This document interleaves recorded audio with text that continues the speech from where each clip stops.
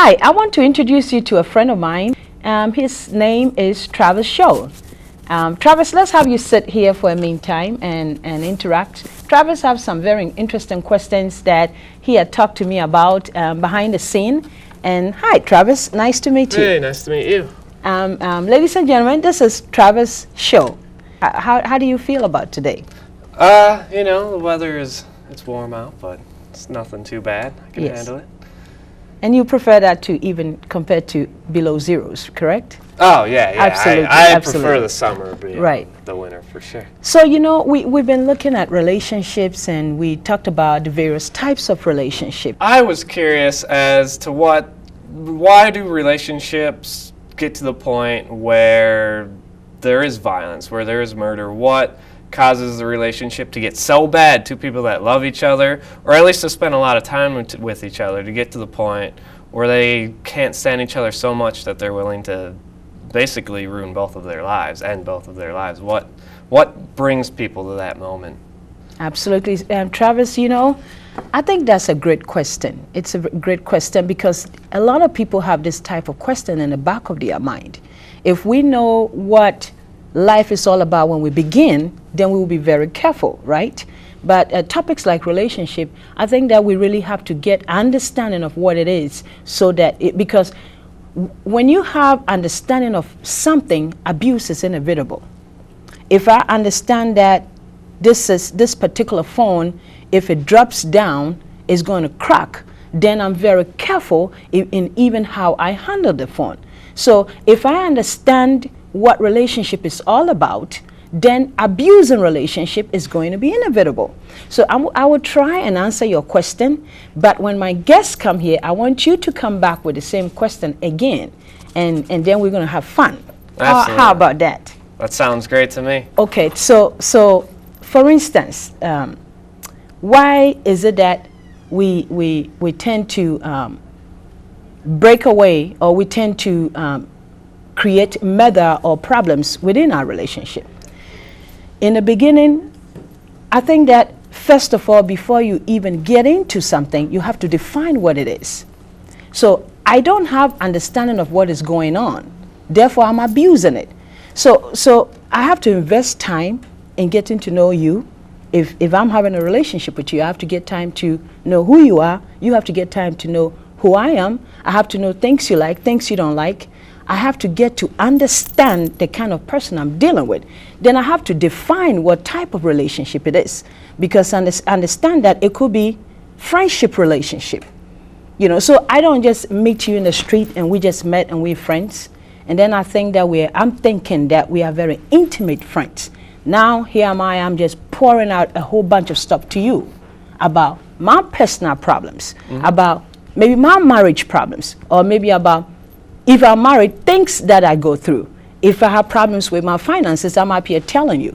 Well, I don't know you that much, but I am telling you all of these things because I don't even understand the relationship without. Whether it's just, we just started a relationship, or whether it's just the marriage type of relationship. But you know, I still haven't been able to delve deep into this yet. My guest will be coming in just a little bit now. He got the knowledge to give it to you. Sure, I'm excited for it. So did it help so far? Absolutely. Okay, we will be right back. There's a movement afoot. Let's move together! Arthritis is America's most common cause of disability. Walking just 30 minutes a day can ease joint pain, improve mobility, and stop the progression of the disease. Start moving now to prevent and control arthritis. And let's move together to raise funds for a cure. Join the movement and participate in the arthritis walk in your area. Log on to letsmovetogether.org and start moving today. I just want to introduce my guest again, and he is somebody that is very familiar with you. And tonight is Pastor Kingsley Ayesu of the Christ Covenant Chapel here in Brooklyn Park. And I like to say again that Christ Covenant Chapel is a non-denominational church with a focus of developing people to impact our generation. And so with me again is Pastor Kingsley Ayesu. Pastor, you are welcome. Thank you. Glad to be here. Yes, exciting. Glad to be back. Absolutely. it's exciting to see you, and we also have our audience with us too, and in a little while we're going to introduce them to you as well. Okay. So, Pastor, we've been journeying on relationship, and it's getting very exciting. And so there have been a lot of questions coming in the background, and you know about it. So we decided to do some recap here and just put everything together. So my first question again I'm going to ask you is, what is our greatest need in life? Well, I think that's a very interesting question, and a lot of people have asked that question, and there are a lot of assumptions where we think our greatest need in life is money. You hear people say, once I get this amount of money, everything is going to be all right for me. Once I get this kind of house, this kind of things. But when you study human nature, you would realize that our greatest need in life is not money. Our greatest need in life is relationships. Because the reality is that there are a lot of things that money cannot buy, you know, and there are a lot of things that money cannot do. And if you even look at, let's go back to the very beginning of creation. When God created first day, second day, third day, fourth day, fifth day, whatever he did, he looks back and he says, it's good. Right. Everything was good until he made man. All right. Right. And man had everything going for him. I mean, he had the garden, he had everything he needed, he had a wonderful relationship with God. I mean, what more can a man ask for when you have everything you need, materially speaking, and then you take it to the next step where you have God to be with you, you know, then you would think that man doesn't get anything. Absolutely. Okay, but then for the first time in creation, God steps back, looks at it and says, this is not good. Right. See, this is not good. God found there was something wrong with the picture.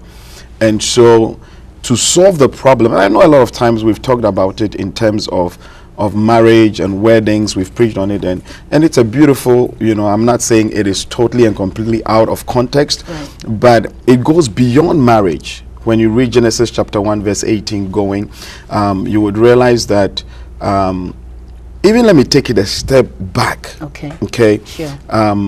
To creating man itself, when God made man, God is love. Okay. Absolutely. And I think that is an undeniable fact that God is love. And so for love to fulfill itself, it has to give. Right. You get it? Right. So God said, okay, I'm love, but I cannot fulfill myself until I give love. Right. Okay, so how am I going to give love? Who am I going to give love to? You understand the question? So then it boils down that God had to find someone or something to give love to for God to be fulfilled. Right. And you know, when Jesus Christ said, do not give pearls to swine. Why? Because they will not appreciate it. Right. You get what I'm saying? So if God gives that love to the trees, to, you know, the stones, to the rivers, to the animals, they cannot appreciate it. So God had to get something that he can give love to for love to be fulfilled. Right. And whenever you are giving love, the object must be the same as the subject. Okay, Right. whoever I'm giving love to will have to have the capacity to receive love Absolutely. for love to be fulfilled. You get it? And that's when sometimes we even have problems with marriages, when the man is trying to express love in one way, but the woman is not interpreting it to be love. So why do you think that happens? Why do we have those problems? Well, those things happen because we are not on the same page. Okay, so if I buy a bouquet of flowers to my wife, and what I'm trying to do with that statement is to say I love you, but my wife really doesn't care for flowers, now that's a bad business. Right. So I have to find something that my wife can receive to interpret that I'm showing love. You get it? Right. So the object and the subject must be able to relate on that same level. So God had to find something that is like him, so he can pour love into. Right. Okay, he couldn't do it to the trees, the rivers, and the seas and everything. So then, if the object has to be the same as the subject, that is, the one giving the love has to be the same as the one receiving the love, then it has to be the same thing as God. Right. So God went into himself, poured a little bit of himself into man, and made man, so he can give love to. Does it make makes sense? It Right. makes sense, yeah. So so man was made, and And man is a little bit of God. Right. Okay, so now God can love man, but then man also has to love someone Right. or something. Now, so when God wanted someone to love, he went into himself. Right. So if God needs to get something for man to love, he has to go where? To the source. Into man. Into man. You get it? So Right. so that's why woman came out of man. Right. So that man can love woman. So now, the question that I was addressing at the beginning, God stands back and look at the whole situation and says, no, there's something wrong with this picture. Okay, because I need man to be fulfilled also. Right. So he has everything. He has all the material things that you can ever think of, but that is not enough. So God looks at the whole situation, stands back and say, well, this is not good. So I'm going to make someone for him just like him. Just like him. So he can have, so God says it is not good for man to be alone. And a lot of time we get it all wrong. We think alone means loneliness. No. The word alone in the Hebrew language means to be complete, to be self-sufficient, or within yourself you are okay. Right. And God looks at that picture and says, no, this is wrong. This is not right. Right. Man needs someone to relate to. So you look at it, let me even take it a little further. When you look at the 10 Commandments, what we call the Decalogue, you realize that there are 10 of them. 4 of them has to do with our relationship with God. 6 of them has to do with our relationship with one another. That tells you that God is interested in how we relate to one another. And the reality is that how we relate to one another determines and defines how we relate to God. Absolutely. Yes. I'm not sure if I'm making a whole lot of sense. Yes, you are. You're making a lot of sense. Okay, but so very then, deep stuff. So then, relationship is man's greatest need, not Right. money. Okay, not money. That is why in the prison system, let's say you commit a crime and you are incarcerated, and you are in there and you commit another crime. What do? They take you out of the system and put you in isolation, because that is the worst punishment you can give to a human being. So that they understand that. They do understand that. Right. They may not have the biblical understanding and foundation as I'm explaining to you, Right. but they do understand that Right. man can do without a lot of things, but man cannot do without each other. I don't care how great, how mighty, how much money you have, and you know how many resources you have. Everybody needs somebody. Everybody needs somebody. Yeah. Okay, with that said, how do we build it then? If everybody needs somebody, if I need somebody, then how do I build that relationship? Because I know that you had said, if I have an understanding of something, abuse Okay. is inevitable. Absolutely. So I'm abusing something because I don't have an understanding. Of it. And to Right. understand that, then I guess I must know how to build it. Yes, ma'am. Yes, ma'am. I think a lot of times we get it all twisted, because there are people who want to have relationship but don't even know what to do, don't know how to. And I think the biggest thing I have with, especially with church people, is that we don't know how to maintain relationships. And so we start with friends, and the next time we're friends with that person, the next time, Pastor, this is my friend, oh, it didn't work out this one, because we really don't know how to maintain it. Now, we do relationships in 3 levels. Okay. We have what I call the upward relationship. That is a mentor, someone that I look up to. Okay, so let's say Roberta is hosting this TV program. Now, Roberta needs to have someone who is done or is doing what she is trying to do, and look up to the person, go to the person. Absolutely. For, you know, that person is not my friend, he's my mentor. He's my mentor. Okay, so I don't, and I'm saying this because I hope we get to talk about, you know, the different kinds of relationships, because it's important and it's very imperative that you understand the levels of relationships, so that you do not put a certain expectation on one relationship that is not that kind of relationship. Please, can we Okay. incorporate that in your question now? Okay, Yeah. let's say I have a relationship with you. Yeah. We're friends. Right. Okay, but there are certain things that I'm not going to expect from you. Right.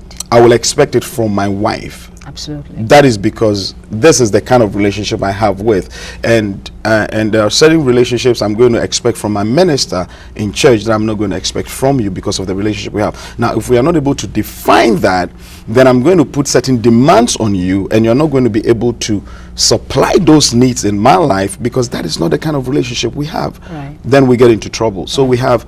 So then, for you, your upward relationship probably will be, let's say, Oprah. Right. You get what I'm saying? So I'm having that relationship, and I'm not going to go to Oprah and do all kinds of silly things that I would do with my casual friend because she's not. Right. She's my mentor. Right. You get it? Right. And then we have sideward relationship. Those are my friends. Those are my, people that we chat with, and even that we have different levels, and we'll get to address that. Okay. And then we have, so those are the ones that, we have to be brutally frank with each other. You know, I have to look at you and say, you know what, you're acting silly, know, and things like that. Right. And then there's a third part where we do relationship. That's the downward relationship. Now, I always tell people that whatever you have in you, you need to find someone to also pour into. Okay, so if I'm a pastor, I need to have people I'm mentoring to also be in ministry and to do ministry. If I'm a writer, I want to bring someone under my wing to minister to teach them how to be a great. If I'm a singer, I want to have somebody so that at the end of the day, when my journey here is over, I can say that I have served humanity. I have not died with my giftings and my talents.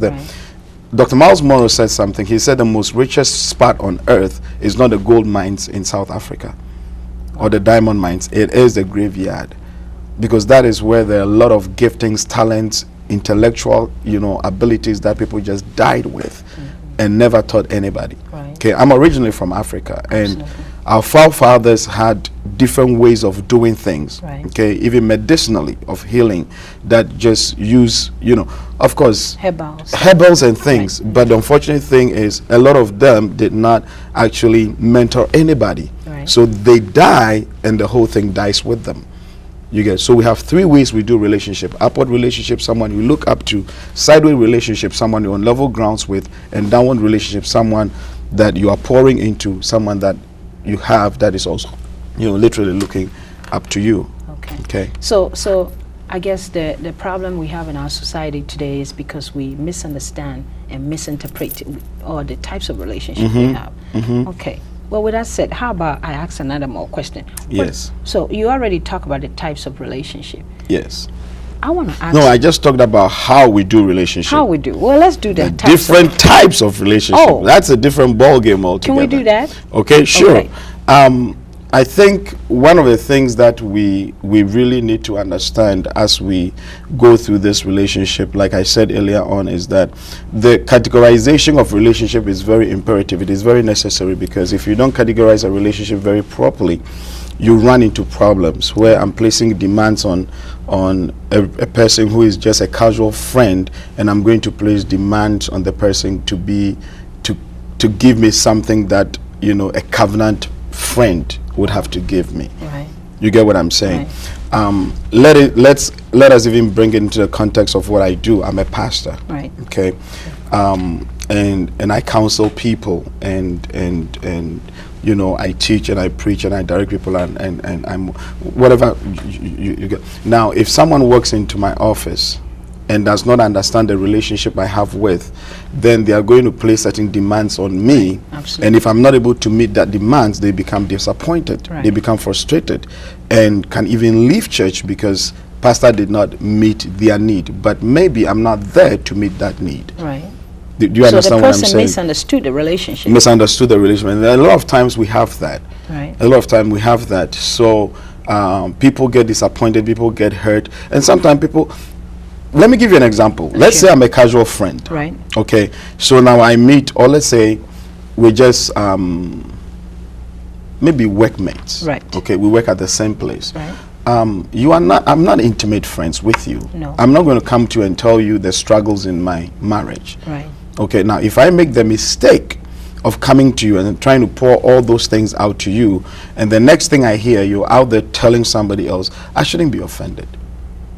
Okay, it's crazy for me to be offended, because I just told you something that I should not have divulged to you. Okay, because we're not. So let me get into it. The type of relationship. Number one, we have the stranger. A stranger. The stranger is someone unknown to you currently. Right. Okay, and I use the word unknown to you currently because a stranger can become a covenant friend. Okay. You get what I'm saying? But right now, he or she is a stranger. We interact with them, but they are basically strangers to you. So if I just walk out in the street and I meet a person that tried to be nice to me, this person is a stranger. It's a stranger. It's a stranger. No, I don't care how nice you are to me. I'm not going to commit anything to you. You're a Right. stranger. Right. You get what I'm Right. saying? So we have that, Right. and that's just someone, no commitment, nothing. Right. Then we have the acquaintances. Okay. Acquaintances are the people we know in passing or by sight, but we don't really know them very well. Okay. So he's an acquaintance. We wear them as loose as a garment. It's just, I can walk away and not feel anything. Nothing. No commitment. No commitment. Okay. You're just an acquaintance. So Okay. you're not a stranger. I know you, but Not that far. not that far. Okay. Okay. And then Okay. the next one is the colleague. Okay. The colleague is someone you meet at the workplace, in the work context. We are colleagues. We do the same thing. We share common goals, okay? And maybe in the industry or business, but may not be appropriate for other kinds of bonds. Okay. Okay, does it make sense? Yeah, because we just work, right? We just work come to together. this place. That's where it begins, that's where it ends. Right. Okay, I don't expect you to call me at home to check on me and my family. If you don't do that, it doesn't bother me because Right. we're just colleagues. Right. Okay. Then the next level is the pal. Okay. The pal is one who shares your extracurricular, activities. For example, our children play softball together, so Okay. we get to hang out. Meet, okay. We are members of a congregation. We go to the same church. Okay.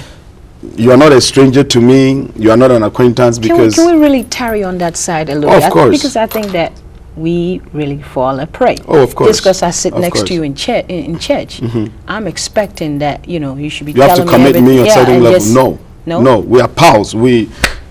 We're not intimate. We're not. But we're serving the same goal. We're listening to the same gospel. The and fact everything. that I go to the same church with you doesn't mean we have to be friends. We have the same pastor. Yeah, we have the same pastor, but that is the only thing common between us, Oh, our okay. pastor. I see.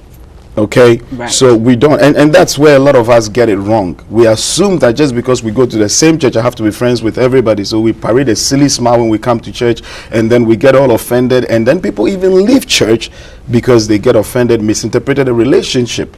You get what I'm saying? And the pastor didn't do anything, God didn't do anything, but they get offended and they leave. She or he misunderstood the The relationship. relationship. Okay. Okay, so in the context of church, he's a pal. Okay, don't place any more demands on that person than what it is. Okay. Okay, so if the person doesn't show up to my baby shower, well, whatever, I don't care. If the person doesn't show up at my hospital's bed, that's fine. I'm not going to be offended and say, I was sick at the hospital and nobody even came to see me. Listen, nobody is supposed to do that. Right. Okay, Right. unless I have a relationship with you. Right. Then if you don't show up, then I have a problem with it. Right. Okay, but just because we come to the same church doesn't mean you should come to my house and have barbecue with me. Okay, we are pals, and a lot of things have happened in church where people just mess the whole thing, and then it becomes a big situation where people get offended. For me, the saddest thing is not so much even that these things happen, it's when people actually take offense and leave church Right. because of things like that. And then we also have another level of relationship where I call the family member. Okay. Okay, that's my biological brothers and my biological sisters and things. Someone related to me by blood, Right. okay, may not be as close as some other categories in terms of how we relate to them and things like that, because my brother may not be my best friend, Absolutely. okay, but I have to relate to him because It's related. we are blood. Right. So it's family. They may not be resources for you for your life, as you grow up. Right. Your relationships with them is of a domestic, personal kind. Right. You get what I'm saying? So my sister, my brother is I have 3 brothers and 2 sisters. Okay, I have one sister that is like a best friend to me. Right. All right? Right. I don't hate any of the others. We just get along much better than all the others. I mean, we get together. Nobody has any beef against anybody. But I'm not going to, you know, call my brother and say, you know what, this is what my wife did. I'm not going to do that. Right. You get what I'm Right. saying? So we have to understand that part of relationships, that you have a family member that we are connected and related only by blood. By blood. Okay. And that doesn't necessarily mean that I should be telling you No, any no, no. secret That about doesn't it. necessarily mean I Right. have to be best friends with you. No, I'm not going to do that if, you know, we don't click like that. Because another thing, and people get into all kinds of situations, and I tell people, don't go to your family telling them about things in your marriage.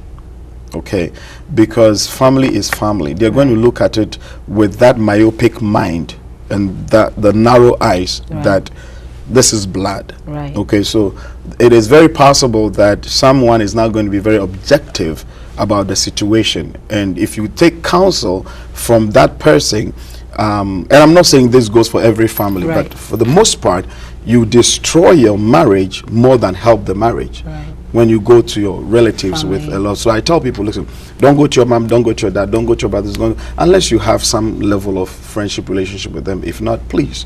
I'd rather you go to your pastor, I'd rather you go to a counselor and things and discuss things like that with them. Sometimes people don't see it from that perspective. They think, oh, wow, you're trying to break our family. No, I'm not trying to break your family. Right.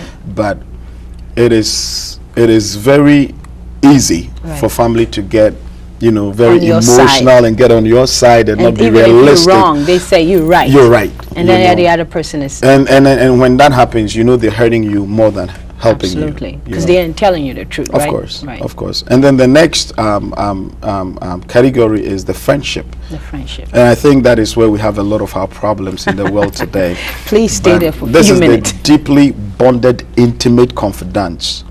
Okay? Can you say that again? These are the deeply bonded, intimate confidants. Okay. Okay, these are, we go to them and we share our innermost secrets with them, our ideas and concepts, because of the depth Of the and relationship. the height and the breadth of the relationship we have. Right. Okay, so if you don't screen these relationships properly, you are bound and you are destined to fail. Okay, why? Because you will be frustrated in life. You are going to be frustrated because you have an expectation from an acquaintance that you would be more appropriate to have for a friend. Right. Okay, so you have an expectation of a pal that is appropriate for your bond and intimate friend. Right. All right? Right. So now when that happens, and I tell people that, listen, first of all, when I talk to you and I come and share my private things with you, I have to be careful because you may have friends who are not my friends. Absolutely. You get it? So your friend also has a friend who is not your friend Right. and who is not my friend. So Right. now here I come in and I tell Roberta everything about my marriage, the deepest secrets and the you know, the darkest things of my life. Right. And I'll pour it all onto him without, you know, analyzing and making sure that Right. she even has the capacity to Handle. handle those things. Right. And now she goes, and I told you as a friend. Right. So now she goes and guess what? She also tells Her friend. and we were like, oh, she went gossiping about. No, she didn't go gossiping about you. She just told a friend, just like you told her. Right. And guess what? That friend has a friend who is not Roberta's friend. So now she goes and also tells her Another. friend. Right. Oh, he said, but they were gossiping. No, they were not gossiping about you. He was just also telling a friend. And now You your know, business is all And over the place. and you have to realize it's intimate. They are bonded with the Right. friend, so they also believe that the friend is not going to tell anybody else. Okay. You're right. So now here you go. But the time you realize you have 10 people who know about your business that you were hoping that nobody else would know. So sometimes I tell people, if you can't keep your secret, I'm not going to keep it for you. Right. I mean, for me as a pastor, I have to do that. But These are some very heavy stuff. You know, Okay. it's very deep stuff. It's going to take me, I guess, the rest of my life to learn all of these things. oh wow. Oh yeah, but I have been learning. You know, I've been learning a lot, and I've been really practicing and gaining a lot. But now That's good. I understand. What is more important to me is I understand the different levels and different Yes. types of relationships, Yes. so that if I get connected to something, I'm trying to define before I get connected to. Yeah. And I always tell people, just a quick one, you always have to define the relationship you are in. First, right? Define it, please. Right. You get into it, define it, so we are all on the same level as to what expectations we have of that relationship. If you don't define the relationship and you begin to assume things, that is when we have casualties. That's when people begin to. But yeah. And so you had mentioned also that it takes time to really develop it. Is Absolutely. That correct? Okay. Absolutely. Now, you know, we have our audience here with us, so Yes, we're ma'am. going to see if we can take some questions from them. Okay. It's wonderful having you all here, and I know that you've listened to a lot of things, and by now a lot is flying all over your heads. So we're open to questions now, if you want to come up with some questions. So, Gladys, what do you think? Well, thank you, Pastor, for that deliberation.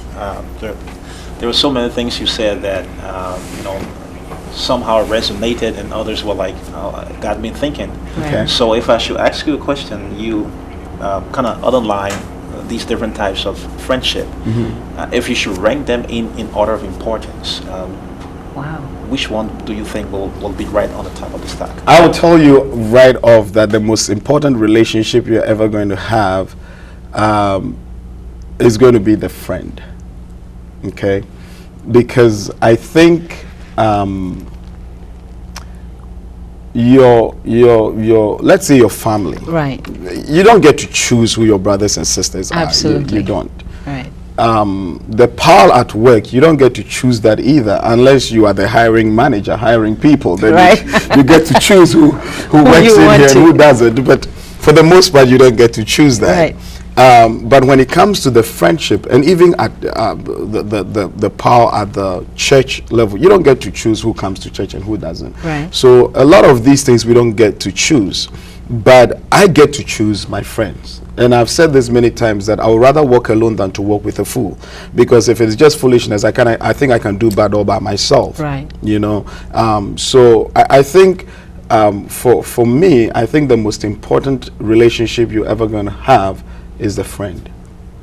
It's a friend. And you have to understand, when I said earlier on that there are a lot of people who go like, as for me, I don't need anybody, it's just me and God and things like that. We say things funny like that, and it's just lack of knowledge. It's just Right. ignorance. Right. Because everybody needs somebody. Right. Everybody needs somebody. And I can go through biblical, facts to Right. prove to you. Someone like Apostle Paul, where Right. would Paul be without Barnabas? Absolutely. Paul was gifted, Paul was called, Paul was anointed, but the church wouldn't accept him. Right. Why? Because he was persecuting the church. So they couldn't accept him as a brother.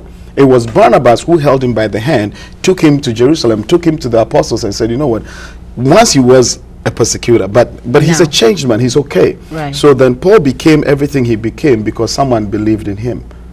You get what I'm saying? Right. And I know some people will look at me and say, okay, you're stretching this, but where would Jesus be Right. if Ruth had not followed Naomi? Right. And Ruth became the grandmother of Jesus Christ because of that relationship she had with Naomi. Right. Yeah, we can go on and on and on. Where would David have been without Jonathan? Right. Jonathan was the rightful heir to the throne. But he looked at David and said, you know what, I know God has chosen you and I'm going to help you. Jonathan spoke to David with an arrow. And Bible said, some people have even tried to change that to mean like they had some intimate relationship that went beyond friendship, but they were just friends. Right. David said, I loved him more. The love I had for him was more than what I had for women, and if you know David, you know he had a thing for women, and Right. for him to love Jonathan more than that, so but personally, I think, our family is great and all of that, but I think if you have the right friends in your life, sometimes you need friends who would be brutally frank with you. When you're acting foolishness, they can look at you and say, you know what, I think you are acting a fool. They have to be, I'm not saying that they should be insultive, but they have to be frank with you. So you don't want a friend Right. who you put your right shoe on your left leg and you ask them, hey, how does it? Say, you know what, You look good." great. It's a new style. No, Right. no, that is, and sometimes that is our problem. We want friends who would tell us only the things we need to hear. Right. So when someone comes in and be realistically frank with with us, we don't like it. Right. Okay, so Right. that's what I think. I may be wrong, but How do you think? Yeah, I mean, thank you for choosing that, and, Yeah. and not to take over the whole discussion, but I see friendship as a form of investment, right? and it Oh, is. wow. Yeah. So what I'm thinking right now, would I be seen as a bigot or somebody who is infested with pride if I refuse to be a friend of to someone who I Yeah. believe, I wouldn't get my return on investment from? Wow. Oh, absolutely. Absolutely. Oh, absolutely. I like that. That is very smart. Yeah. And that's where again some people make the biggest mistake. Right. Okay? Because I have to analyze the relationship. Okay? Because if I'm going to invest in you, I'm going to invest my time, I'm going to invest in my resources, I'm going to invest my talents, okay? So if I'm not careful and I invest all of that only to realize that, no, this was a waste of time. I mean, like seriously, Yeah. I'm too old for that. Let's take some few more questions. Sure. Deborah, you had something to say. I know you are enjoying. Are you? Yes, I am. Okay. Yes, I am. All right. Let's hear something from you, and then we'll hear from the brother and Esther, and then Nick. Yeah. Well, my question is more so on personal relationship between a man and a woman. Okay. So I know that society has changed over the years, and men and women's relationship as a whole has changed. Okay. So doesn't that have some impact on how men and women relate to one another now? Okay. I know that it's a whole. Relationships back, let's say back in the turn of the century, or in the 60s or in the 70s up until now, because everything is pretty much open. And so people, sometimes I notice that in relationship, they look for the BBDs, the bigger, better deal. Right. Okay. So what type of, I'm just kind of, wonder, have gender roles change in the process, people change within those roles? Okay. Well, I think I would agree with you. There's been some dynamics. There's been some changes as as the generations develop. In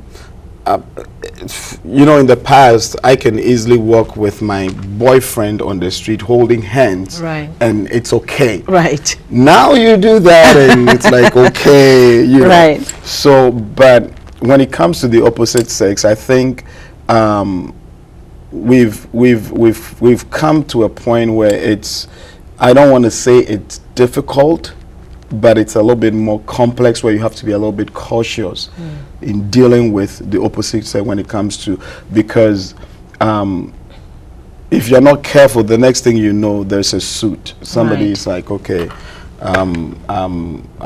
somebody's having some abuse thing going on, like you've sexually abused them because you touched them a certain way and things like that. So yeah, I would ask that you be careful, but also even beyond that, you have to define the relationship so people don't misinterpret the relationship, because if I'm hanging out with a single lady, I'm a single man, and I'm asking her to come out with me for lunch and things, you're giving certain signals, Right. that Absolutely. at some point, I think I want to sit down and say, you know what, hey, this is what it is. Right. We're just cool like that. I like you. We're not, before the person starts expecting something else from Right. the relationship. So, Right. yeah, I mean, in the past, people didn't used to, our fathers didn't used to have that kind of problem, but we do. We do, where if I'm going out with you to the movies, we're going out to lunch and things, the other person is beginning to interpret it to mean something else. And that is when we come in and try to talk Correct. about it and Yeah. say, you know what, let's be Absolutely. adults about this. I'm looking for a friend. I'm not looking for, anything time. beyond that. So Right. I think at this point, we have to do it with a certain level of caution, just so people don't misinterpret it. But it helps when I'm able to define the relationship with the other person. Right. Yeah. Thank you so much. I think we have 11 minutes. We'll take about 2 or 3 more questions, and he got the answer. So whilst he's here, No, you have okay. to- I'm not a relationship expert, okay? I'm not an expert. Nobody is an expert. Only Right. God is an expert. So I'm- Absolutely. But you have all the knowledge, a lot of knowledge, to be able to direct us to the right place. So- Okay. So, Gentlemen, what's your name again? I'm sorry. My name is Charles. Charles. Vernell. Good to see you, Charles. Yeah, good to see you too. I actually visited your church a couple times. Yes, sir. My friend here invited me. Okay.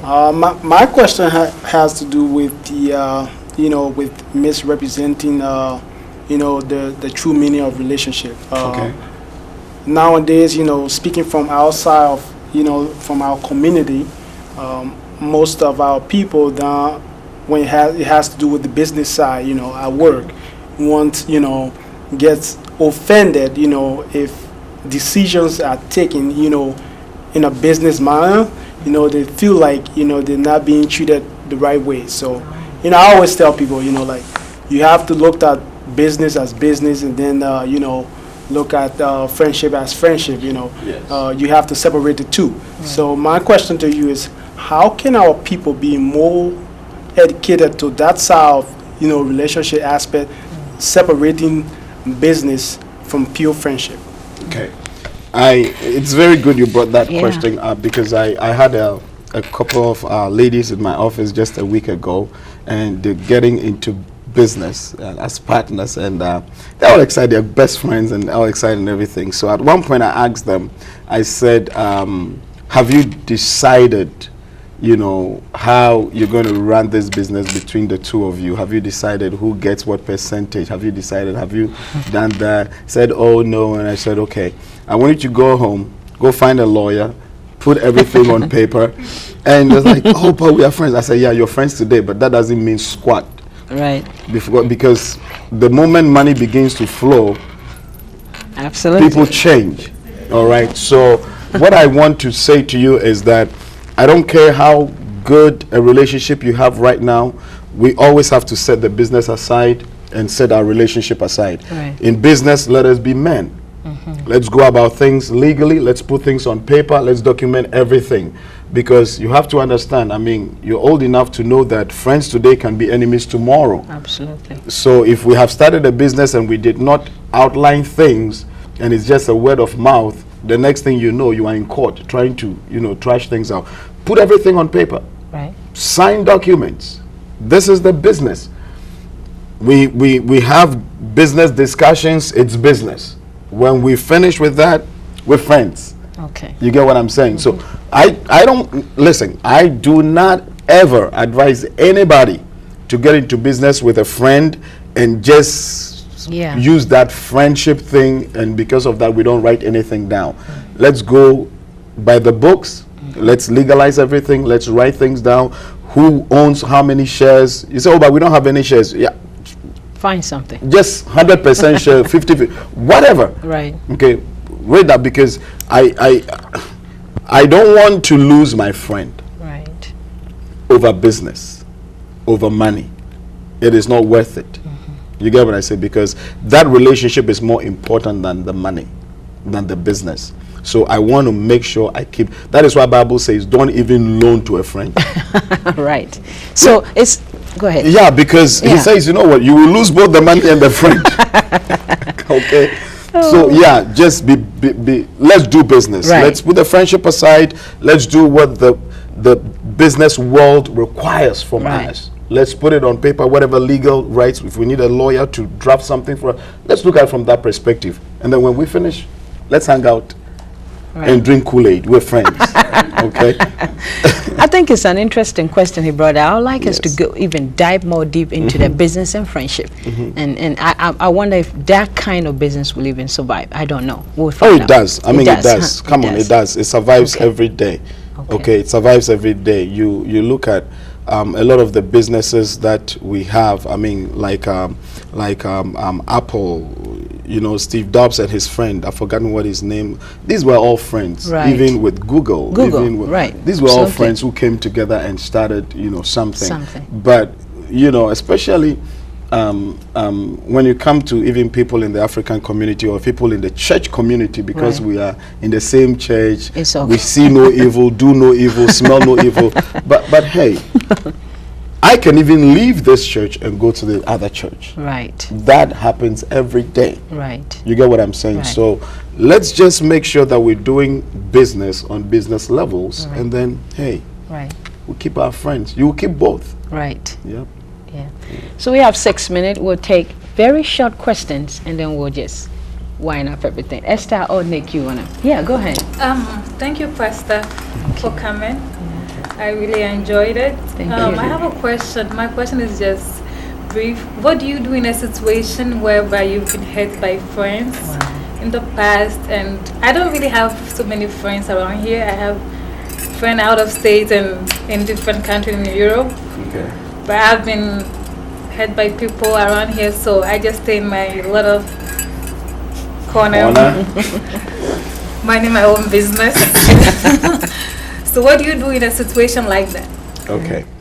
A couple of things. Right. Number one, a lot of times when people get hurt in a relationship, whether it's a marriage or a friendship or things, we don't take time off to heal. Right. And then we go into the next relationship. And so you take all the pain and the anger and the bitterness into this next one.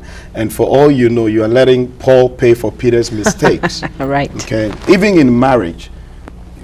So a marriage didn't work. Okay. People don't take time off to heal.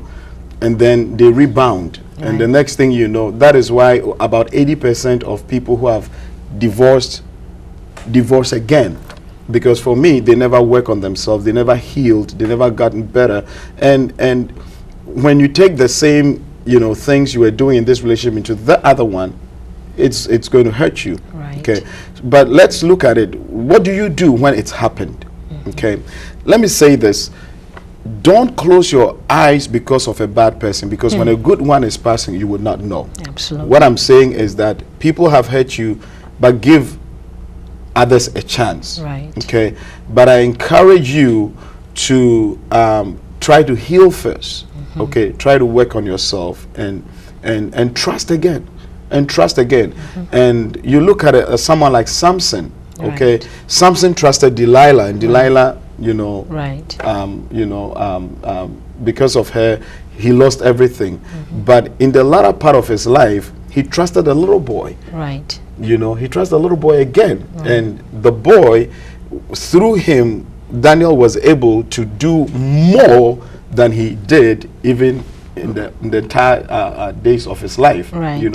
So don't say I'm not going to have any more friends because I've been hurt, because I've been broken and things, because everybody needs somebody. Right. Okay. The only thing is that in your next experience, you want to learn some lessons. Right. Because a lot of problem is we don't learn from the past. We don't learn. And people say, oh, experience is the best teacher. I don't think what you go through is the best teacher. It's the lessons you learn in the things you go through that makes you a better person. Because somebody can go through series of issues and not learn anything and keep repeating the same things. Right. You get what I'm saying? So when you learn from it, bring it into it, make sure you are a better person. Sometimes we blame a lot of people, oh, they didn't treat me well, but sometimes we are the problem. Right. Okay, so you work on yourself, make sure you get, and I tell people, even people getting into marriage, I said, look, make sure you are complete. Absolutely. Before you go to share your life with another person. Right. Because if you're struggling with all kinds of issues in your life, guess what? You carry yourself into every relationship. Okay? And a crocodile in the Mississippi doesn't become a chimpanzee in Atlanta. It's you. So wherever you are, that's who you carry into the next relationship. Right. So if you don't heal, you're going to take yourself into that, and that's what you're going to serve to the other people, and you keep going from one cycle to the other. So heal, make sure you are healed, and give people a chance. Okay? Because the person you are now dealing with is not that one who hurt you. Right. Okay, so don't give up. And you couldn't have said it beautiful than that, Yes. Yeah. Don't give up. Listen, trust me, there are still good people around. Right. There are still good people around. Yes, some people can hurt you to the bone, but you cannot give up because of what somebody else did. Right. Yeah. So we only have 1 minute. We're going to skip you, right? And keep it for next week because your wife did everything for you, right? Right. So in a nutshell, Pastor, what would you want to tell our audience? I just want to say before we leave that we all have a responsibility to build, to invest, and maintain in meaningful relationships. And I want to put the emphasis on meaningful. Meaningful. Okay, don't just get into relationship just for the sake of relationship. Don't just, start hanging out with somebody because you are so desperate for a friend. Right. No. Invest in meaningful relationships. Define the relationship. Make sure that you are investing and you're going to get some good returns. I'm not saying that come into every relationship trying to, this is what I'm looking for, this is what I'm going to get. You become a parasite. Right. Okay? But once you are in the relationship, make sure you are investing in the right thing so you can get the right resources and define relationship. Define it. That is very key for me. Make sure you're on the same page with the person you're in relationship with, and listen, in your stage in life, okay, every person that comes into your life is not supposed to be in your life forever. Right. Wow. It's another topic. That's yes, because God brings people in our lives sometimes for temporary situations. It's for a moment. It's for a season. Don't make it a covenant, eternal relationship when it's just a season. What I'm saying is that when the expiration date has come up, let them loose. Don't hold on to a relationship that is dead, trying to rehabilitate a relationship that is, you cannot rehabilitate. Okay. All right? Thank you. So, with that said, I think I'm so grateful. I'm so grateful that you came. I have missed you so much. We haven't seen you. How long now? It's been too long. And each time I see you here, I just can't get enough. I can't get enough. So thank you so much. Thank you, audience. We really appreciate your coming. And thank you for watching Community Empowerment. We'll see you again next Tuesday. Thank you.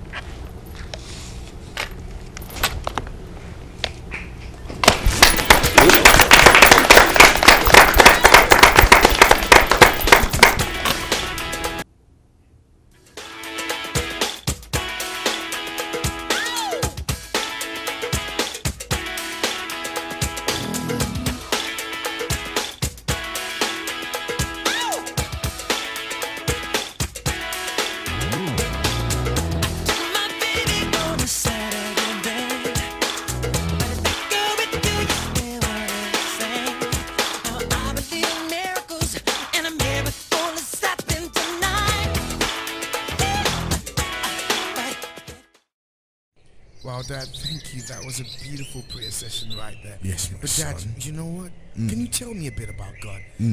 I know He created the skies and the moon, but I want to know Him better. Please, Dad, Father, please, please, My please, son, please, please. My son.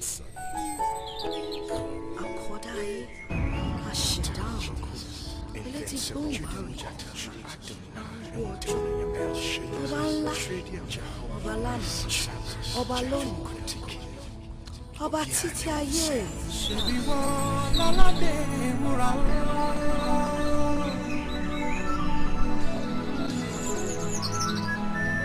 àgbààgbà tí gbàlà Look at the works of His hands. Wow, His name is Adonai. yàgbọ́ yájú ọlọ́gbẹ̀gbẹ̀ He's Adonai. òrìṣà òkè jẹ́ ńlá bí onílé tí He's Adonai.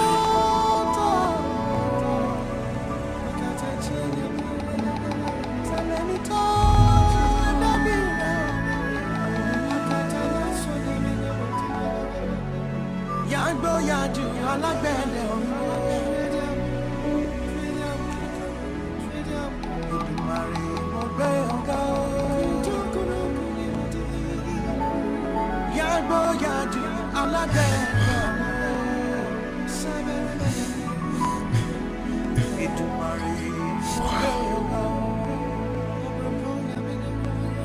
Look at these.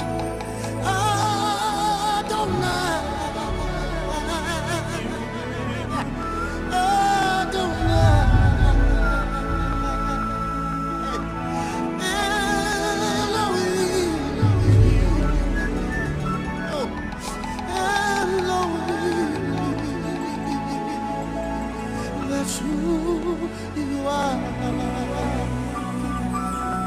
That's who you are. That's who you are. That's who you are. Can you help me sing? Nobody like you, Lord.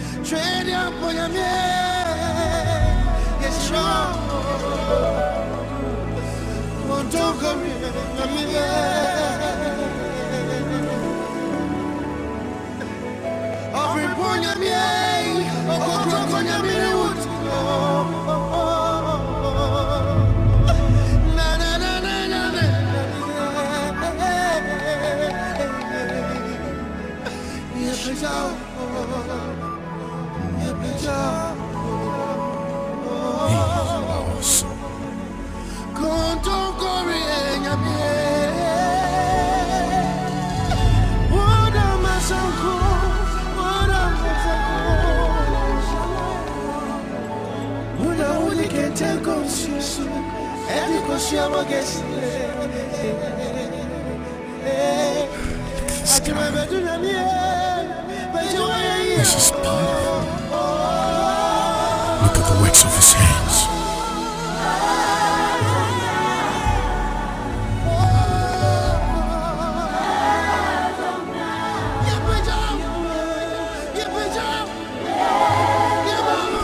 This guy. Yes, Adonai. This is beautiful.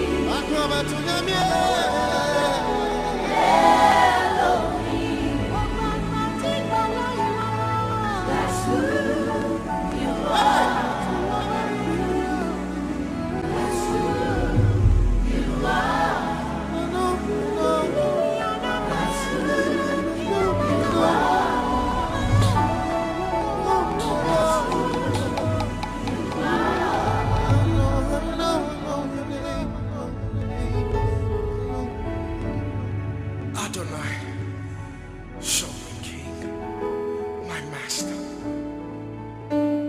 my Lord, my everything. I love you, Lord. I love you, Lord.